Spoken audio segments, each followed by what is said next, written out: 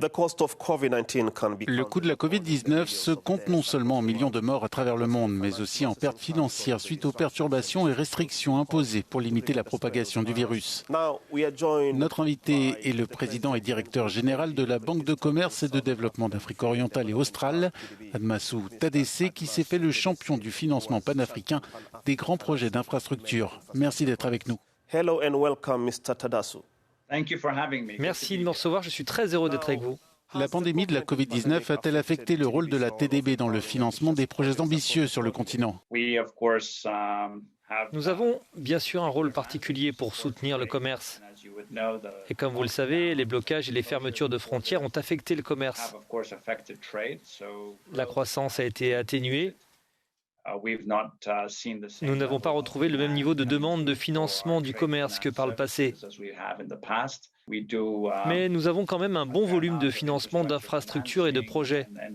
Nous nous sommes implantés dans divers pays et même dans ceux où nous n'étions pas spécifiquement présents à l'époque. Et bien sûr, nous tendons vers le numérique autant que possible. Que faut-il faire, selon vous, pour relancer les économies africaines et assurer leur viabilité à long terme?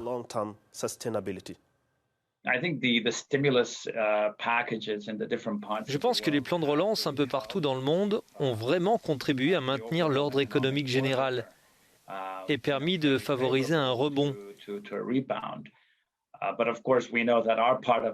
Bien sûr, notre continent est loin de bénéficier du même type de mesures de relance que les pays du G7.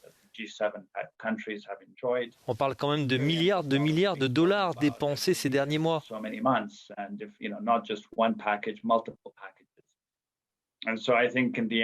Je pense du coup que nos dirigeants sur le continent, dans l'espace africain, ont été très limités en matière d'emprunt.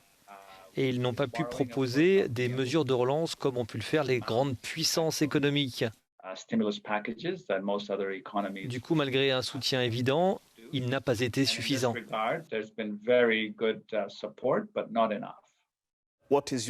Quel est votre point de vue sur l'investissement à impact? Pensez-vous qu'il a pris de l'importance dans le financement de projets et de l'allocation de fonds? Comment l'investissement d'impact a-t-il influencé les transactions de la TDB? Nous avons un bon nombre de fonds de pension, de compagnies d'assurance qui investissent dans notre capital. Ce qui nous permet maintenant, bien sûr, d'avoir un effet de levier avec la dette et de fournir le financement du développement et du commerce. Vous savez, l'investissement d'impact a vraiment reçu un grand coup de pouce en raison de la Covid et de l'importance de l'écologie. Sur le plan politique, les changements survenus aux États-Unis et la manière dont l'Union européenne a également fait avancer les choses. Je n'oublie pas évidemment la Chine et l'Inde qui poussent également en tant que pays et économie majeure dans le monde. La TDB a été l'un des principaux sponsors et soutiens de la conférence sur les fonds de pension et investissements alternatifs. Pourquoi considérez-vous l'Afrique comme une plateforme pertinente pour partager des idées et discuter de futurs défis?